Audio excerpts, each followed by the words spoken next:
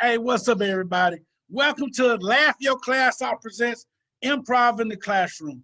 I am Cornelius George, the creator, founder of Laugh Your Class Off, and I want to thank you for being here today to learn something different. That just means that if you're watching my segment, that means you enjoy laughter and you really want to learn and do something different. This past year has taken all of us by storm, and it has put us in a place where we are encouraged to learn something different. Why improv in the classroom? I'm gonna tell you a few reasons why I enjoy improv in the classroom. One, have you ever taught a lesson that you thought was so superb, and every time you ask your students a question, they give you that deer in the headlights look? They refuse to answer, and you're going, am I talking to myself? And is this thing on? Is this thing on? I must be in a dream. That's how I feel a lot of times. I know you do.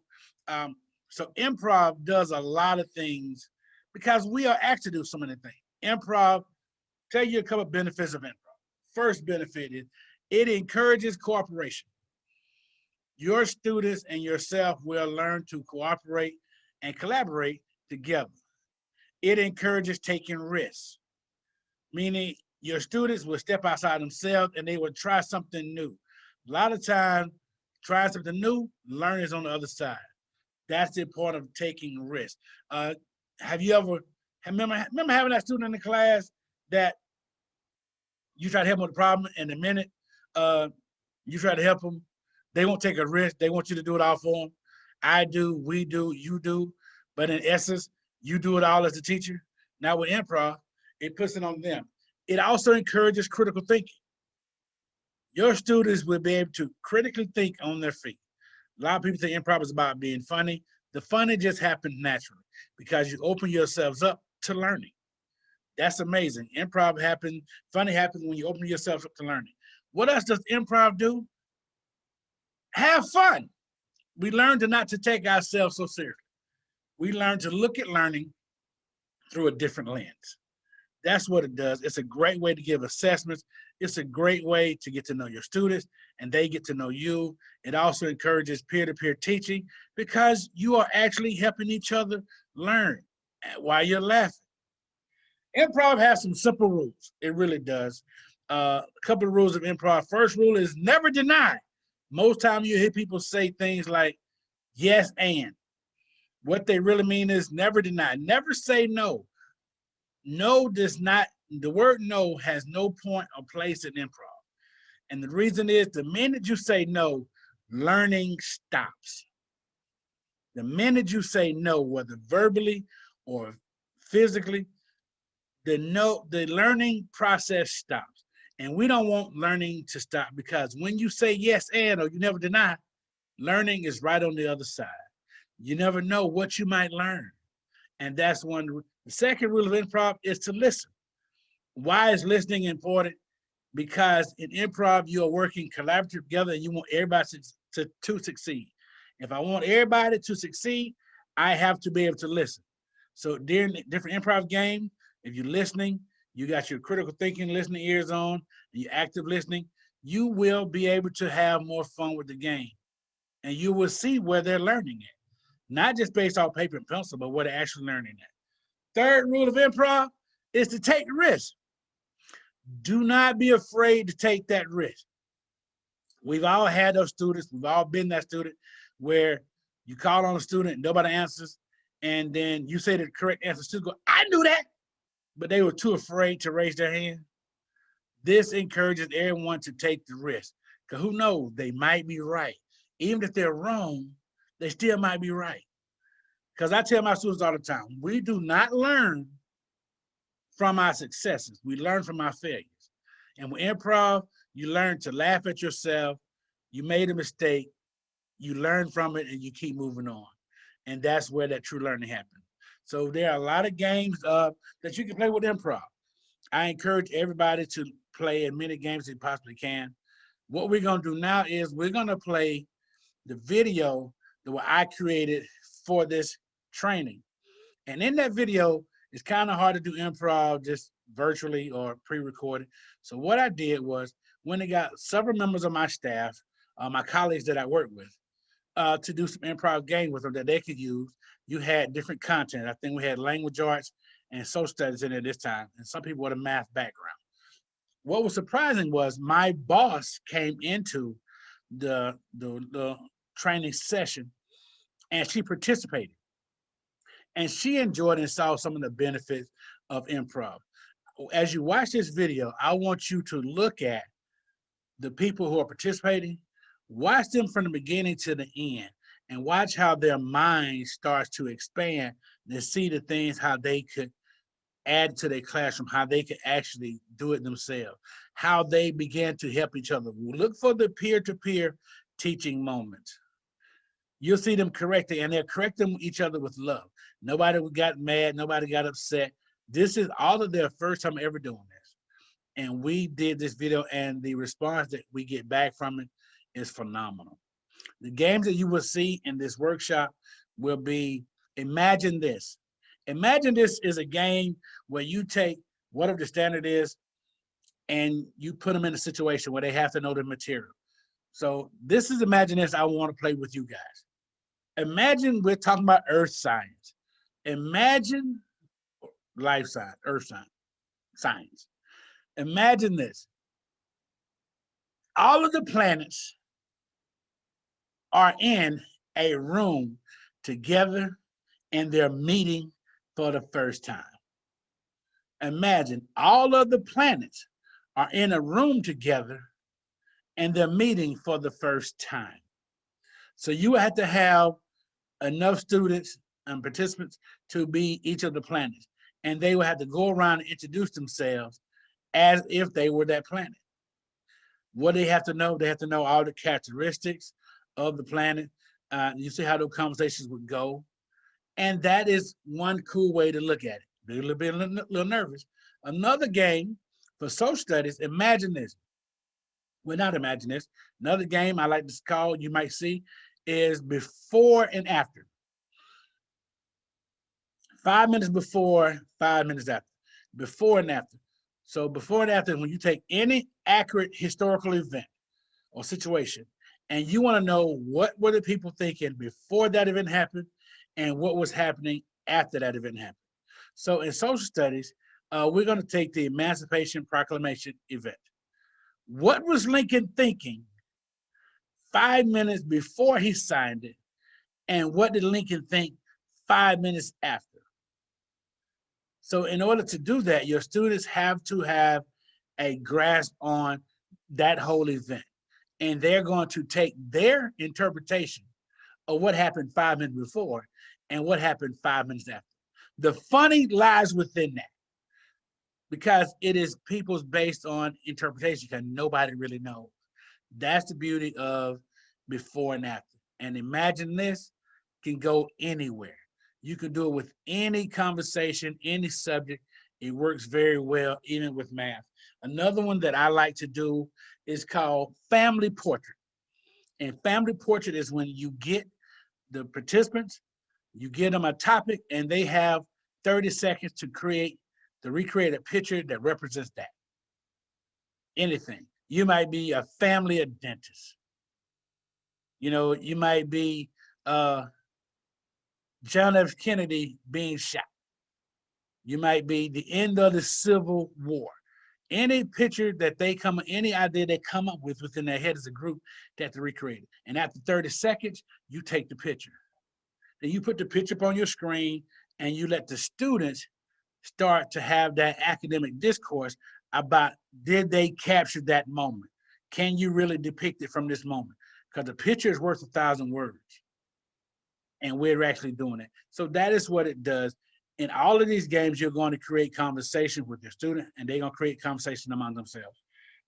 Two other good games that I want to tell you about real fast is the story game. It's create a story. Every student creates a story with one sentence at a time. So you might have 5 students in a row, and they're going to create a story, beginning, middle, and end. And they get one sentence at a time. That one there is hilarious because you never know where the story is going to go. It's levels to it. You can start at the basic level. You can tell them a theme. They have to go by, stick with the topic. anything goes with that one. I love it.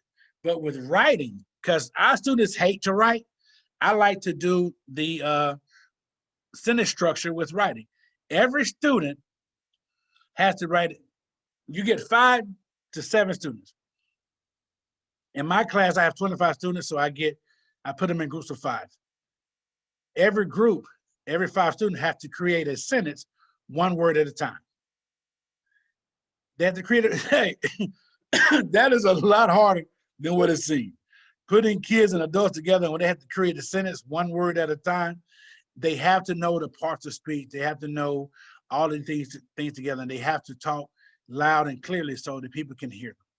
So if every student creates a sentence 1 word at a time, it is getting them to listen and process at the same time.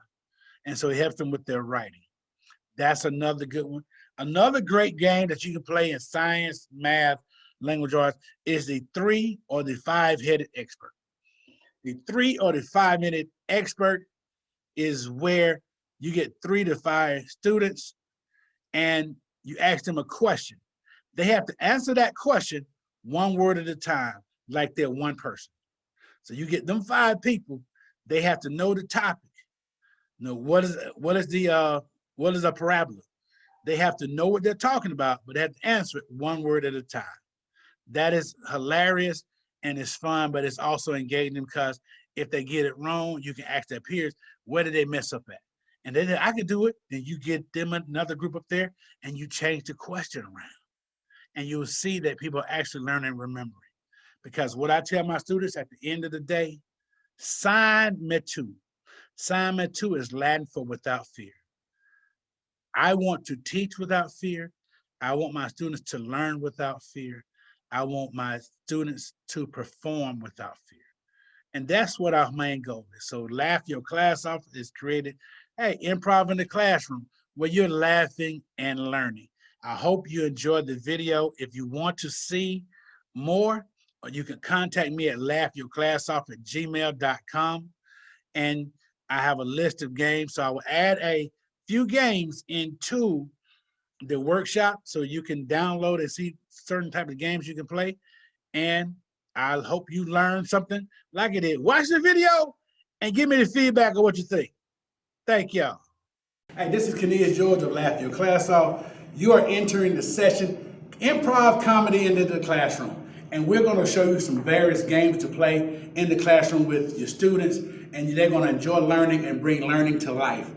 This is going to be the session you want to enjoy. I got my boss in here, and we're going to see how she does and improves and loves improv and see what she learns today. So if this doesn't go right, it's their fault because we didn't have the proper PD for this one. All right, first thing you need to know about improv in the classroom is you have to always say yes. It's nobody being an expert. You're learning all the time, and we're going to demonstrate to you the best way to do it. First game we're going to play is the sentence game. They don't know what this is, I haven't told. The sentence game is we're going to complete one sentence, 1 word at a time, and whoever I point to, they're going to start the sentence off. The sentence has to have 3 parts, beginning, middle, and end, right? Everybody know how to do a sentence, y'all teachers, we also know how to do a sentence. Here we go, we're going to do the sentence game. I don't care what the topic is, we're going to do one sentence. Here we go. The sentence is going to start off with, Mr. Stockholm. The boy left the classroom angry. Did it get it? You get it? All right, here we go. Next, we're going to do it a little more complicated because this is one more time to the students a little more. We're going to pick a topic. What about pick the topic is? Well, I point to the sentence has to start off the same way. 1 word at a time, beginning, middle, and end. The topic is virtual learning. Here we go. We're going to do 2 sentences this time because they educate, so they can get there. 2 sentences. All right, who am I start off with? If I start with you in space, I have to learn. Ready? Here we go. 2 sentences on virtual learning. I Enjoy virtual learning. because Be learn and create.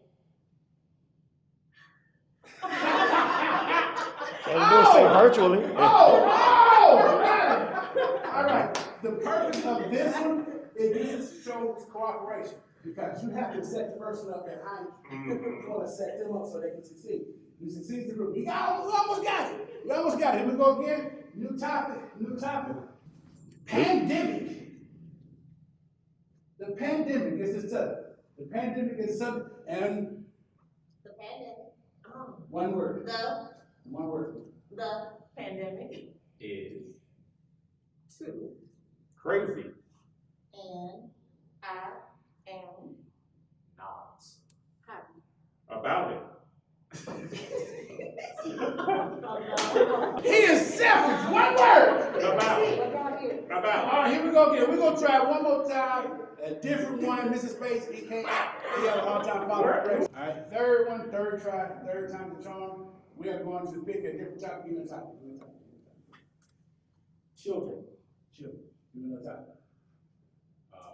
Comedy. Comedy. Food. Food. All right. Here we go. All right. We're gonna go with food. Food. My Favorite. food. Is Pizza. And hot meat. Oh. I like hot meat. Okay. Hey, what is hot meat? I never heard it. I like hot meat. All right. So after we do that one, then the next level of this game is you find a vocabulary word to use. You find a vocabulary use with your students. When you go for a week, they have to do that word, go up on two and say the word, use some words. Give me a topic first. Give me a subject. Conscience. Conscience. I like it. Conscience. That's your word.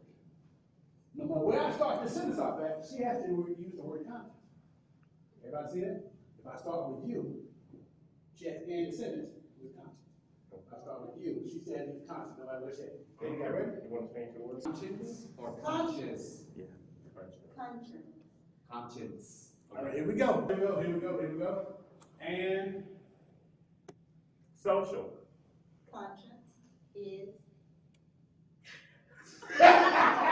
Very. but you see what happened there? So now, if it got back to me, I would I say did. social again. So So she's the only one that has to get. Okay, all right. see what happened there? She didn't got Mr. Foley jumped in and said there. So part of speech matters. You have to know part of speech, and he has to part of it. It don't matter if you still have the same thing. Here we go. You ready? All right, another word. New word. Social study. Give me a social study word. proclamation. Proclamation. Why would she do that to them? She must be ready. All right, here we go. This is gonna be hard here. Here we go. I can know. switch it. You said proclamation. We're going with it. Never deny. All right. Her word is proclamation. Proclamation, let's go. 1, 2, 3. The Proclamation is given to people. proclamation. All right, next game we're gonna do is imagine this. Y'all ready? I like that. Imagine this is a game where you take any content you teach, and we have ELA, we have social studies represented here, and we have math experts. ELA and social studies and Social studies. social studies. So, all right, we have no math. You couldn't tell. All right, so imagine this. So give me something y'all are currently working on in social studies where we can do this. Yeah. Desegregation. Desegregation. Desegregation in school. Okay. Imagine this. What was happening if the roles were reversed in desegregation school? Oh my goodness. We got y'all here. Y'all can come on out here. And then we're gonna switch the roles around. This is your school. I'm not allowed to participate.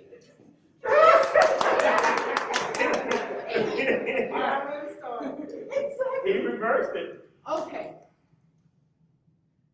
Desegregation is when I don't want a black person to come into my building. I want us to stay the way we are, white is right. Okay. White is right. So the predominant race is right. We're gonna reverse this because we all know desegregation was involving minorities, blacks, African Americans, whatever they were called at the time. All right, so we're gonna reverse the roles. He's black. All right. All right, here we go. And come on out here. Come on out here. And in 3, my time is 1. Y'all are gonna role play this, imagine this. Ready? 1, 2, 3, go. You're not allowed in my school. Why? You do not belong here. Why? Your school is 100 miles away. You are too stupid to be in this building. You are uneducational. Can we pause? Yeah, I ain't never heard that word before. I don't think we should send that one in. I don't think we should send that one in. She has been holding that in for a long time. Yeah, you've been holding that in for a long time. Uneducational. Yeah, you might want to stay in the school you in. Yeah. I don't think. What are y'all currently, what's some topic you want your students to know more about? Narrative. Narrative. Okay, tell us people with the narrative what you're talking about. A narrative is simply a story.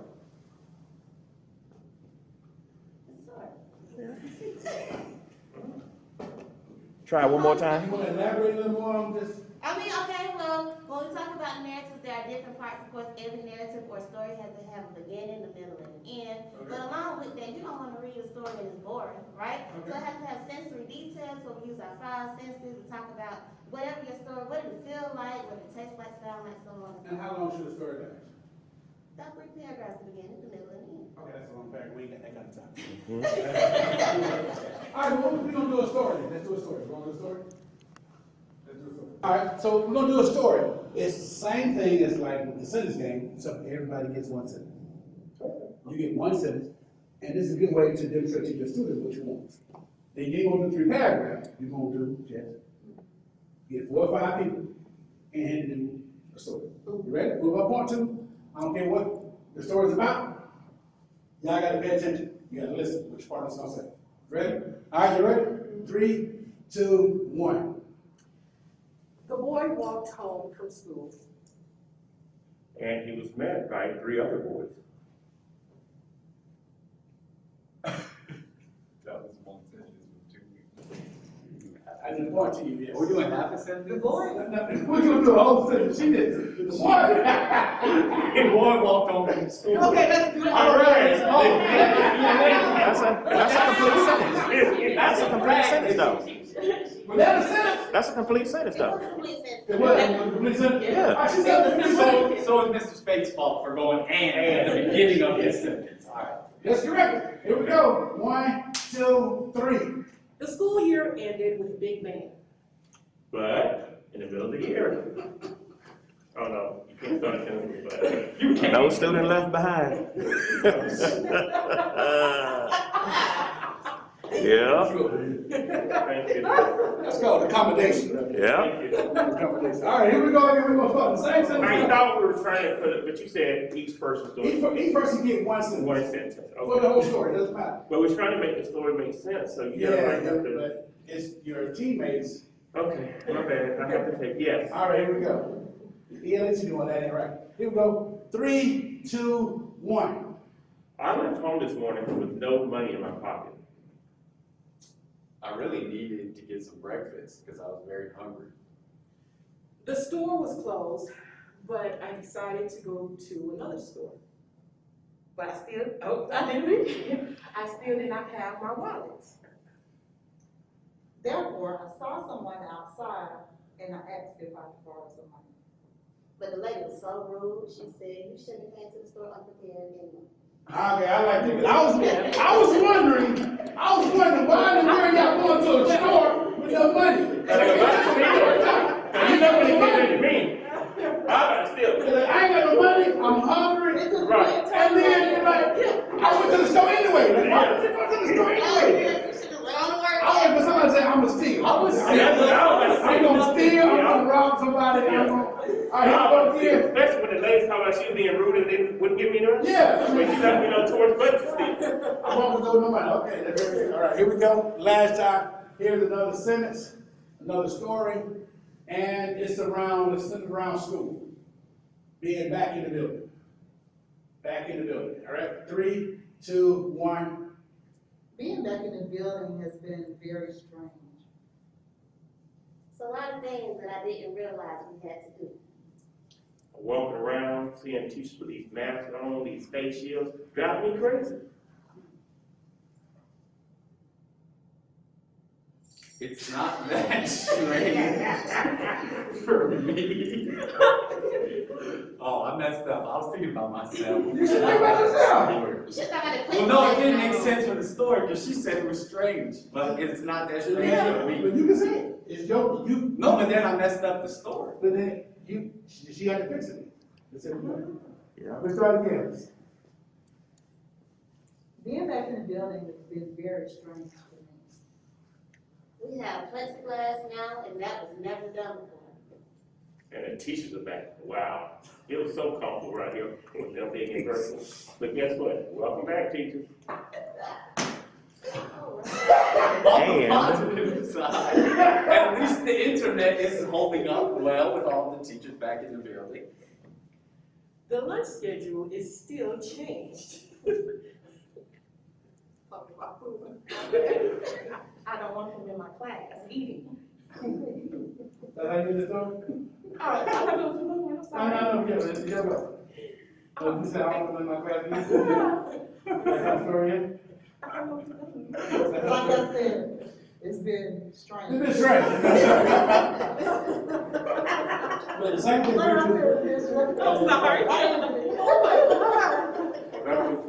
So, but the same way we're responding to anything things are wrong, the students are going to do the same thing. Yeah. Because they actually listen. They're listening to what's going on, and they're picking up, picking up the mistakes that are happening. So your students are going to say, you know, they're still learning through the process. You're like, you got it wrong on something. That messed up everything. And then Ms. Morgan started doing the rhyme. Yeah, exactly. So with an activity like this on a narrative, it might be helpful to continue to keep going because it needs to have a full Yeah, beginning, and then- middle, and end. So if you have 20 students in class, you can actually do it with your whole class. You can If you go through 3 times, that'd be like creating 3 Yeah, so you can do that with your whole class. So you're demonstrating, that's another way to Improv. demonstrate how you want this done. And you know what would be so fun? Beginning. If we put the video on and the voice was the name, and then if they said the sentence, like it actually copied it down, and then we go back and look at what we put That'd be down. good. Yeah. And we can try to go into social studies for them retelling a standard of what they learned about a person. From teaching them in the beginning of the school year, or right now about the verbal triumvirate or anything like that. The same conversation you're having, the students are gonna have too. All right? Good job. Last game we're gonna play is called Family Portrait. Oh, family portrait. We have to draw. No, Family Portrait, I'm going to throw out a topic, and you're going to all get together and see what that family portrait look like. I'm gonna count down from 15, and you're gonna get together and say, let's do a practice. Are we gonna do social distancing, get together? You can. Dennis. A family Dennis. of dentists, all right? A family of dentists. Y'all gotta decide what, we'll do a family portrait of dentists. Here we Yes, go. I want to see what that is. In 10, 9, 8, Everybody 7, should show their teeth. 6, 5, Wait, you should have 4, 3, 2, Teeth, One. teeth. then I'll come out here and take a picture of that. Boom, that will be the picture. And you all did terrible. I just want y'all to know that. All right, here we go. Another one. So it'd be Dennis, it would be, everybody would have great smiles. Yes, that's You what know what I mean? So y'all would all point at each other. Exactly. Yeah. A family portrait. Here's this one. I Here we like go. this one here. I like this. Let's do family it. portrait of thrill seekers getting ready to go up Mount Everest. 10 seconds to get it 10 together. seconds. 10, 9, 8, 7, Yep, 6, yep. 5, 4, 3, Look back. 2, 1. That's the shot. Exactly, exactly, exactly. All right, here's another one. Here we go. I'm gonna love this one here. You ready for it? Teachers hearing that they gotta finally come back into the building. Everybody just look at All right, here we go. With your eyes And open wide. 10, 9, 8, 7, 6, 5, 4, 3, 2, 1. Love it. All right. You must not be doing a lot of things. Oh, it's not much. Thank you for tuning in to Improv in the Classroom with your boy Cornelius George. Remember, Improv in the Classroom, first thing you need to remember is never say no. The minute you say no, all games shut down. And if you're the facilitator of these games, sit back and watch your students and people learn and watch the process. So the minute they are learning, you step back. Hope you learned something, and remember to find us on Instagram, Facebook, at Laugh Your Class Off, or email us at laughyourclassoff@gmail.com.